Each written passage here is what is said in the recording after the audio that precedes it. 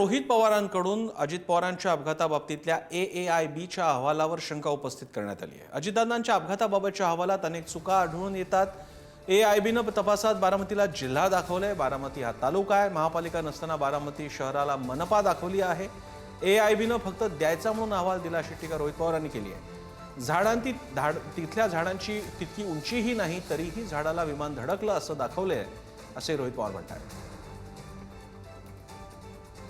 इथं रिपोर्टमध्ये तुम्ही बघितलं असेल, चर्चा एका झाडाची आहे। रिपोर्टमध्ये झाडे सांगितलेत, म्हणजे ट्रीज सांगितलेत।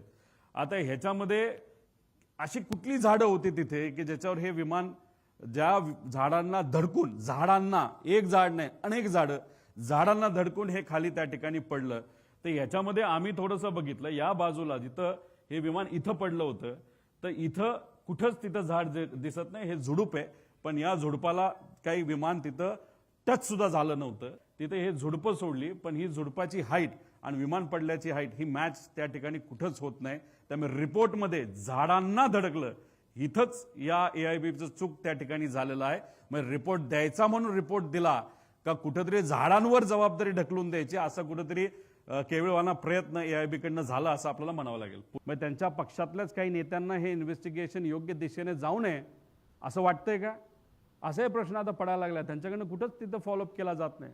जे आपापल्या लेवलला प्रयत्न करतोय, त्यानंतर इतरही त्यांचे पदाधिकारी कार्यकर्ते आमदार प्रयत्न करतायत, पण मग काही प्रमाणात काही लोकांना हे इन्व्हेस्टिगेशन हे न्याय लेवलला नाही तर दादांना न्याय मिळावा अशी भूमिका कदाचित त्यांची तिथं नसावी, म्हणून इन्व्हेस्टिगेशन पुढे जात नाही असं आपल्याला त्या ठिकाणी म्हणावं लागेल।